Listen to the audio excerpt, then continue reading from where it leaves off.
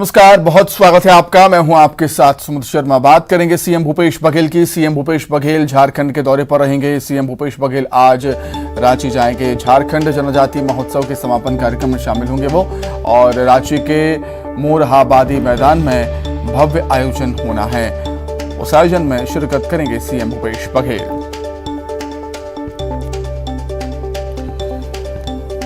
CM Bhupesh Baghel Jharkhand के दौरे पर रहेंगे। रांची जाएंगे। आज झारखंड जनजातीय महोत्सव के समापन कार्यक्रम में शामिल होंगे। रांची के मोरहाबादी मैदान में कार्यक्रम का आयोजन है।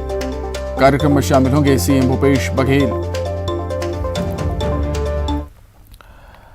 बात कोरोना की। प्रदेश में फिर मिले हैं कोरोना के 255 केस। इलाज के दौरान 2 मरीजों की मौत हुई। रायपुर में मिले हैं सबसे ज्यादा 70 केस, दुर्ग में 50, रायगढ़ में 16, बिलासपुर में 15, राजनांदगांव में 13 मरीज सामने आए पिछले 24 घंटे में।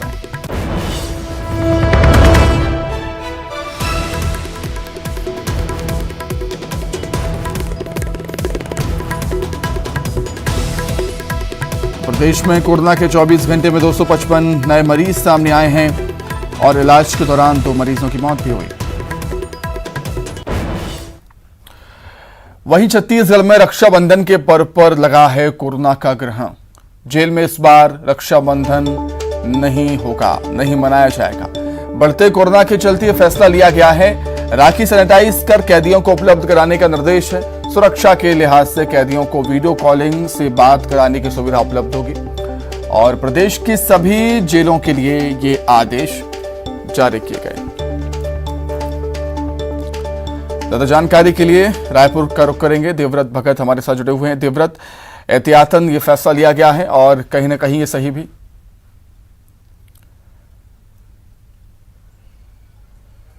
जी बिल्कुल, जिस तरह से लगातार कोविड संक्रमण के मामले बढ़ते जा रहे हैं, इसकी वजह से ये फैसला लिया गया है। और क्योंकि ये देखा जा रहा था कि रायपुर समेत सभी जिलों में ये देखा जा रहा है कि लगातार कोविड संक्रमण जो व्यक्ति हैं वो बढ़ते जा रहे हैं, और ऐसे में पहले से एहतियातन ये फैसला लिया गया है कि रक्षाबंधन के दिन जो है वो आयोजन जो है वो जेलों में नहीं किया जाएगा। इससे पहले हर साल एक तरह से जो पिछले कोविड काल छोड़ करके हर साल जेलों में एक विशेष आयोजन होता था, जिसमें जो बहनें हैं वो कैदी भाइयों को राखियां बांधी करती थी। लेकिन इस साल ये सब नहीं होगा, और जिस तरह से एक फैसला ये भी लिया गया है कि बहनों से ऑनलाइन जो बातचीत है वो भाइयों की कराई जाएगी। तो एक तरह से ये राहत जरूर जेल प्रबंधन द्वारा, जेल प्रशासन द्वारा दी गई है। एक अहम बात यहाँ पर यह भी आती है कि कई लोगों तक के ये जानकारी जो है वो विशेष रूप से नहीं पहुंचती, और अपने भाई की कलाइयों पर राखी बांधने के लिए जो बहनें हैं वो जेलों तक के पहुंचती है। ऐसे में जरूरी ये हो जाता है कि ये सूचना पहले से ही और आदेश जो है वो पहले से ही जारी किए जाने थे, ताकि ज्यादा से ज्यादा लोगों को ये जानकारी लगे जिनके भाई इस वक्त जेल की सलाखों के पीछे हैं। फिलहाल पूरे प्रदेश भर के लिए ये जो आदेश है वो जारी किया गया है, और इस बार जेल में बंद जो कैदी भाई हैं उनकी कलाइयां सुनी रहेंगी। तो वहीं वीडियो कॉल के जरिए बातचीत करने की एक तरह से सुविधा भी जेल प्रबंधन ने दी है। जी ठीक है देवव्रत, आप बने रहिए हमारे साथ। कुछ और खबरों पर भी आपसे हम जानकारी लेंगे और आगे बढ़ते हैं। बात करेंगे मॉनसून की। मौसम विभाग ने रेड अलर्ट जारी किया है। छत्तीसगढ़ के 3 संभागों के लिए अलर्ट जारी किया है। रायपुर, बिलासपुर, दुर्ग संभाग में भारी बारिश को लेकर अलर्ट है। बस्तर संभाग में 2 दिनों से लगातार भारी बारिश का दौर जारी है।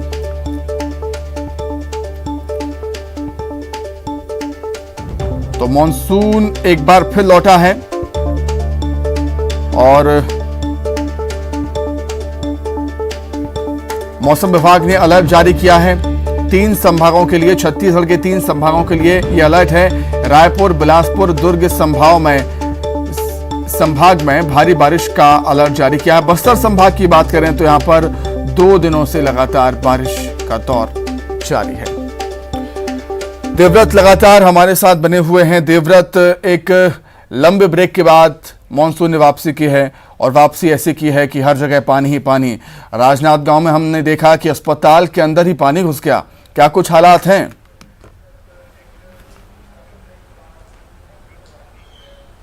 जी, फिलहाल हालात जो है वो बस्तर संभाग में ज्यादा चिंताजनक है, क्योंकि वहां एक तरह से मानसून फिर एक बार सक्रिय हुआ है।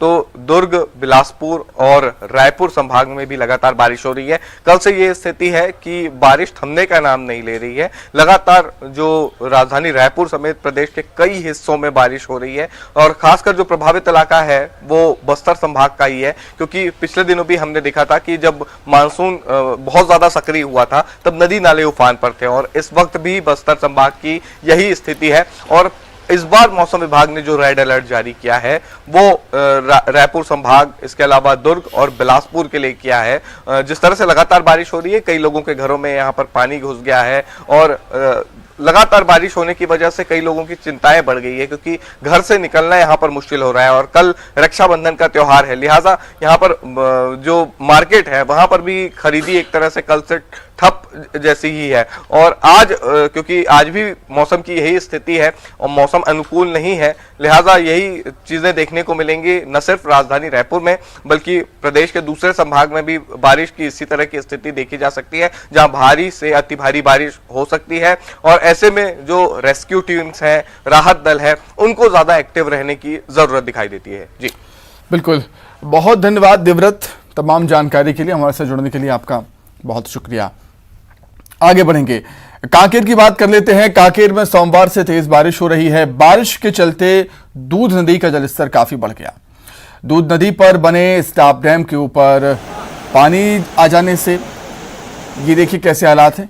बारिश और नदी के जलस्तर देखकर लोगों को बाढ़ का डर सताने लगा है। भंडारीपारा और मनकेसरी मार्ग के पास भी पानी पहुंच गया। लोगों का कहना है कि अगर इसी तरह 6 घंटे बारिश तेज हुई तो आने वाले समय में सड़क तक पानी भर जाएगा और शहर में पानी घुस सकता है। अभी तक फिलहाल प्रशासन की तरफ से कोई नहीं आया है, ना कोई पुलिस की टीम आई है। और अगर इसी तरह से बारिश होते रहता है तो स्टाफ डैम शहर के बीचों बीच जो बह रहा है उसमें भी थोड़ी सी बाकी है नीचे, उसमें भी बाढ़ आने का खतरा है। मनकेसरी वालों का ही ज़्यादा कटाव हुआ है। इधर नदी किनारे आप देख रहे हैं पिचिंग विचिंग वगैरह नहीं बना है, इसलिए कटाव हमेशा बहुत सारे जमीन कट जाती है। बाईपास का जो डाइवर्सन रोड बनाया तो भी वहीं धमतरी में फंती नदी में गिर गया है ट्रक। सिंदूर नदी में समाया है लोडेड ट्रक। धमतरी सिहावा के बीच स्थित सिंदूर नदी है और इस नदी में ट्रक गिर गया। भारी बारिश के चलते उफान पर है नदी नाले और किसी भी तरह ड्राइवर का रेस्क्यू किया गया। ये आप तस्वीरों में देखिए किस तरीके से ट्रक आपको नदी में समाता हुआ नजर आ रहा होगा। तो ड्राइवर की लापरवाही हम कह सकते हैं कि ऐसी परिस्थितियों में पुल पुलिया को पार नहीं करना चाहिए, लेकिन आप देख सकते हैं लापरवाही ट्रक ड्राइवर की, कैसे सिंदूर नदी में लोडेड ट्रक समा गया। धमतरी सिहावा के बीच स्थित है सिंदूर नदी। भारी बारिश के चलते सिंदूर नदी भी उफान पर है। हालांकि ट्रक में फंसे ड्राइवर का रेस्क्यू कर लिया गया। जगदलपुर में लगातार बारिश के चलते हालात बिगड़ गए हैं। काकड़ी घाट के मोड़ पुल पर पानी भर गया। जगदलपुर रायपुर मार्ग बंद हो गया। नेशनल हाईवे 30 पर पानी भरा हुआ है। जान जोखिम में डालकर लोग घाट पार कर रहे हैं। देखिए तस्वीरें लापरवाही की।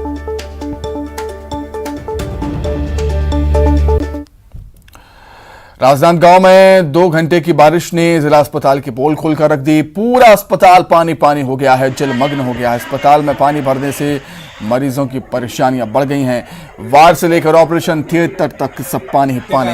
जिला अस्पताल के अंदर घुटनों तक पानी भर गया। मरीजों के साथ साथ डॉक्टर्स, नर्सिंग स्टाफ भी परेशान। नीचे वाले वार्ड के मरीजों को ऊपर के वार्ड में शिफ्ट किया गया। अस्पताल के अंदर क्या हालात हैं, इसका जायजा लिया हमारे संवाददाता ने। लगभग 2 घंटे की बारिश ने पूरे जिले को तरबतर कर दिया है। वहीं आप देख सकते हैं अभी हम खड़े हैं जिला अस्पताल में, जो पूरी तरीके से जिला अस्पताल जलमग्न हो गया है। साथ ही मरीजों की और स्टाफ की परेशानी बढ़ गई है। कमावेश हर बारिश में यही स्थिति यहाँ बनी रहती है। उसके बाद भी प्रबंधन के बड़े बड़े दावों की पोल खुलती हुई नज़र आ रही है और बड़े बड़े दावे कैसे झूठे साबित होते हैं ये आप देख सकते हैं। मेरे पीछे की स्थिति देख सकते हैं कि पूरे जिले अस्पताल में कितना पानी भरा हुआ है। हो रही बारिश ने मरीज के परिजनों की मुसीबतें बढ़ा दी हैं। आइए हम बात करते हैं मरीज के परिजनों से कि किन किन दिक्कतों का सामना करना पड़ रहा है। हाल में हो रही अभी लगातार बारिश की वजह से जो मरीज नीचे में एडमिट थे उन्हें ऊपर शिफ्ट कर दिया गया है और इसलिए बहुत दिक्कत हो रही है आने जाने में। सामने वाहन डूब रहे हैं और पानी की वजह से बहुत दिक्कत हो रही है। ये थे मरीज के परिजन जिन्होंने अपनी समस्या को बताया है और मेरे पीछे देख सकते हैं कि काफ़ी सारे लोग खड़े हुए हैं और ये अस्पताल का नज़ारा है। ऐसा लग रहा है कि हम कहीं सड़क पे खड़े हैं और पानी घुटनों तक है। राकेश यादव, न्यूज़ 18, राजनांदगांव। रायगढ़ में महज 15,000 रुपए के लिए निजी अस्पताल में शव को बंधक बनाने का मामला सामने आया। सोमवार रात मरीज को भर्ती कराया गया था। अस्पताल से स्मार्ट कार्ड से इलाज करने से मना कर दिया था। उसके बाद मरीज के परिजन ने जब पैसे जमा कराए, देर रात इलाज के दौरान मरीज की मौत हो गई। मरीज की मौत की खबर परिजन को सुबह दी गई और शव को ले जाने के लिए 15,000 रुपए की मांग की। मरीज के परिजन ने पैसा जमा करने में असमर्थता जताई तो अस्पताल ने शव उन्हें नहीं दिया। एडमिट किया तो वो लोग मांग रहे थे कि 4-5 हज़ार रुपया दो, उसके बाद इलाज होगा। मैं 3,000 रुपया जमा कर दिया। फिर अब मतलब इलाज पानी चालू हो गया। अब वो लोग भर्ती किए थे तो अचानक ख़त्म हो गया मेरे पत्नी। तो अब डेड बॉडी को ले जाने के लिए 15,000 रुपया दो तब देंगे बोल रहा है। हाँ नहीं, अभी कुछ लोग आए थे जो बता रहे थे कि उनके यहाँ की जो महिला है कि उसकी सुबह डेथ हुई है। लगभग 12-15 हज़ार रुपये का वहाँ पे इनके पास नहीं था देने के लिए। तो मैंने बात किया प्रबंधक से वहाँ पे और वो देने को तैयार हैं और वो बोल भी रहे थे कि हम तैयार हैं साहब देने को। ये लोग कहाँ चले गए हैं हम संपर्क भी नहीं कर रहे हैं। तो मेरे ख्याल से लगता है वो उनसे जो प्रबंधक से तत्कालिक बात हुई होगी और उनको लगा होगा शायद नहीं हो पाएगा तो इधर आ गए थे बोलने के लिए, लेकिन प्रबंधन तैयार। रायपुर से बड़ी खबर है। गुंडे बदमाशों की पुलिस ने परेड कराई है। न्यू बस स्टैंड में ये दहशत फैला रहे थे। 6 बदमाशों को उठक बैठक भी लगवाई। टिकरापारा पुलिस ने इन्हें गिरफ्तार किया था। दुकान संचालकों से उगाही करने का इन पर आरोप।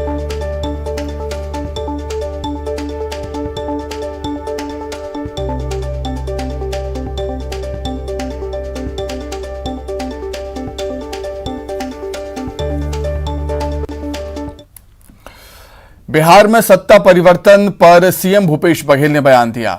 बिहार के सियासी हालात पर उन्होंने कहा कि एनडीए में सब कुछ ठीक नहीं है। पहले जो महाराष्ट्र में हुआ अब वो बिहार में हुआ। अब एनडीए के जाने के दिन नजदीक हैं।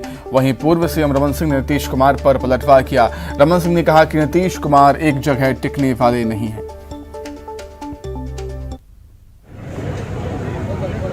गड़बड़ी तो चल रही है। पहले महाराष्ट्र में हुआ, फिर उसके बाद अब बिहार में हुआ है, तो अब एनडीए के जाने के दिन अब नज़दीक आते जा रहे हैं। नीतीश जी की आदत है बहुत दिन एक जगह नहीं रह सकते और वो बहुत दिन हो गया था, शायद उनको लगता था कि कोई नए सिरे से राजनीति शुरू किया जाए। मिशन 2023 को फतेह करने में जुटी बीजेपी ने छत्तीसगढ़ में बड़ा बदलाव किया है। बीजेपी के राष्ट्रीय नेतृत्व ने विष्णुदेव साय की जगह बिलासपुर के सांसद अरुण साव को छत्तीसगढ़ की कमान दी है। वहीं कांग्रेस ने विश्व आदिवासी दिवस पर आदिवासी चेहरा विष्णुदेव साय को हटाने पर बीजेपी पर निशाना भी साधा। 2023 के विधानसभा चुनाव से पहले साय के हाथों की जिम्मेदारी अब साव के हाथों में सौंप दी गई है। जी हां, छत्तीसगढ़ बीजेपी में बड़ी सर्जरी हुई है। विधानसभा चुनाव के ठीक पहले प्रदेश अध्यक्ष बदल दिया गया है। विष्णुदेव साय की जगह बिलासपुर के लोकसभा सांसद अरुण साव को बीजेपी ने प्रदेश अध्यक्ष की कमान सौंप दी है। अब इनके हाथों में कमल खिलाने की जिम्मेदारी है। कहते हैं सबका साथ, सबका विकास, सबका विश्वास और सबके प्रयास के साथ काम करेंगे। भरोसे पर खरा उतरने के लिए परिश्रम की पराकाष्ठा करेंगे और अटल जी ने जिस बड़े मन से छत्तीसगढ़ अलग राज्य निर्माण किया है, अटल जी के सपने को साकार करने के लिए 2023 में छत्तीसगढ़ में भारतीय जनता पार्टी की सरकार बने, छत्तीसगढ़ में कमल खिले, छत्तीसगढ़ के लोगों के आकांक्षाएं पूरी हो, इसलिए पूरी ताकत से लगेंगे। सबका साथ लेकर, सबको मिलकर छत्तीसगढ़ में कमल खिलाएंगे। एक नजर अरुण साव के सियासी सफर पर। बिलासपुर से सांसद हैं अरुण साव, हाईकोर्ट के उप महाधिवक्ता भी रह चुके हैं, भारतीय जनता युवा मोर्चा के प्रदेश महामंत्री भी रहे हैं और छात्र जीवन में एबीवीपी के प्रदेश मंत्री रह चुके हैं। पार्टी और संघ के कार्य से लंबे वक्त से जुड़े रहे हैं और वकालत के प्रोफेशन से जुड़े हैं। भारतीय जनता पार्टी के केंद्रीय नेतृत्व ने संगठन में एक नई दायित्व दिया है और विष्णुदेव साय के स्थान में आज प्रदेश अध्यक्ष भारतीय जनता पार्टी अरुण साव की नियुक्ति हुई है। मैं पूरे कार्यकर्ताओं की ओर से उन्हें शुभकामना और बधाई देता हूं कि उनके नेतृत्व में आने वाले समय में होने वाले चुनाव में भारतीय जनता पार्टी को सफलता मिले। बिलासपुर के अरुण साव को प्रदेश अध्यक्ष बनाया गया है और बिलासपुर जिले के ही बीजेपी नेता धर्मलाल कौशिक विधानसभा में नेता प्रतिपक्ष हैं। ऐसे में अब ये चर्चा भी शुरू हो गई है कि क्या कौशिक को भी बीजेपी नेता प्रतिपक्ष के पद से हटा सकती है, लेकिन फिलहाल तो धर्मलाल जी बधाई दे रहे हैं। सबसे पहले मैं उसको बधाई देता हूं अध्यक्ष बनने के लिए और उनके नेतृत्व में पार्टी मजबूती के साथ लड़ेगी, 2023 में सरकार बनाएगी। देखिए, अब रणनीति तो पार्टी के बैठ करके करते हैं और अच्छी रणनीति बनेगी जिससे सभी को साथ लेकर के चलेंगे और निश्चित रूप से आने वाले समय में बीजेपी का अच्छा परफॉर्मेंस होगा, अच्छा प्रदर्शन होगा और 2023 को टारगेट करके चलेंगे। बीजेपी में प्रदेश अध्यक्ष की नियुक्ति को कांग्रेस ने आदिवासी अस्मिता से जोड़ दिया है। कांग्रेस संचार प्रमुख सुशील आनंद शुक्ला ने तंज किया है कि आदिवासी दिवस के दिन बीजेपी अध्यक्ष आदिवासी नेता विष्णुदेव साय को पद से हटाया जाना बीजेपी की आदिवासी विरोधी सोच को दर्शाता है। भारतीय जनता पार्टी के द्वारा अपने प्रदेश अध्यक्ष श्री विष्णुदेव साय को हटा के श्री अरुण साव को प्रदेश अध्यक्ष बनाया जाना उनकी पार्टी का अपना निर्णय है। हम अरुण साव को शुभकामनाएं देते हैं, लेकिन विश्व आदिवासी दिवस के दिन जिस प्रकार से एक आदिवासी नेता को उसके पद से हटाया गया है वह अनुचित है। यह भारतीय जनता पार्टी का आदिवासी समाज के प्रति विद्वेष को प्रदर्शित करता है। कम से कम आदिवासी दिवस के दिन तो विष्णुदेव साय को नहीं हटाया जाना था। कहीं न कहीं भारतीय जनता पार्टी के नेताओं की आदिवासी विरोधी सोच भी इस निर्णय से सामने आती है। अध्यक्ष बदले गए तो चर्चाओं का बाजार गर्म है कि क्या नेता प्रतिपक्ष भी बदले जा सकते हैं। सवाल ये भी है कि क्या छत्तीसगढ़ बीजेपी के संगठन में बदलाव जारी रहेगा। सवाल इसलिए क्योंकि राजनीतिक समीकरण को ठीक बिठाने के लिए संगठन में सभी वर्गों को जगह दी जाती है। तो क्या बीजेपी 2023 से पहले यहां गुणागणित बिठाने में जुटी है? Bureau report, news 18, Madhya Pradesh, Chhattisgarh. आजादी की 75वीं वर्षगांठ पर कांग्रेस ने प्रदेश में तिरंगा गौरव यात्रा निकाली। सभी 90 विधानसभा क्षेत्रों में कांग्रेस ने 75 किलोमीटर तिरंगा गौरव यात्रा निकाली। कांग्रेस की यात्रा 14 अगस्त तक चलेगी। कांग्रेस प्रदेश अध्यक्ष मोहन मरकाम ने अपने विधानसभा क्षेत्र कोंडागांव से पदयात्रा की शुरुआत की। कोरबा में मंत्री जय सिंह अग्रवाल और कांग्रेस प्रभारी सचिन चंदन यादव यात्रा में शामिल हुए और दुर्ग ग्रामीण से विधायक और गृहमंत्री ताम्रध्वज साहू यात्रा में शामिल हुए। अंबिकापुर के मैनपाट में मंत्री अमरजीत भगत यात्रा में शामिल हुए। राजनांदगांव के डोंगरगढ़ और कोरबा के कटघोरा विधानसभा में कांग्रेस ने तिरंगा गौरव यात्रा निकाली। कांग्रेस की इस यात्रा में बड़ी संख्या में कांग्रेसी कार्यकर्ताओं के साथ आम लोग भी जुड़े। आज़ादी के 75 वर्ष के उपलक्ष्य में हम सब आज़ादी गौरव यात्रा निकाल रहे हैं और 75 किलोमीटर पद यात्रा के माध्यम से तिरंगा यात्रा हम निकालेंगे। हमारी आन बान शान देश का गौरव तिरंगा यात्रा निकालकर हम गाँव में ग्रामीणों को भी हम तिरंगा भेंट करेंगे और छत्तीसगढ़ में हमारी सरकार है, हमारी सरकार की उपलब्धियों नीतियों को भी हम जनता तक बताएंगे और आज़ादी की लड़ाई में कांग्रेस पार्टी का क्या योगदान रहा है, हमारे नेताओं ने कुर्बानियाँ दी है, उसको भी हम बताएंगे। क्योंकि 1885 में जब कांग्रेस की स्थापना हुई उसके बाद लगातार हमारे कांग्रेस के नेताओं ने आज़ादी की लड़ाई में लड़ी। जशपुर में पहाड़ी कोरवा आदिवासी अपने अस्तित्व की लड़ाई लड़ रहे हैं। दरअसल सरकार द्वारा कराई गई पहाड़ी कोरवा के सर्वे में काफ़ी गलतियां हैं। सर्वे के दौरान और पहाड़ी कोरवा वर्ग का नाम भी लिस्ट में जोड़ दिया गया और जो पहाड़ी कोरवा हैं उनका नाम सूची में नहीं जोड़ा गया। तो इसी के साथ ही फिलहाल इस बुलेटिन में इतना ही। खबरें लगातार जारी है। नमस्कार।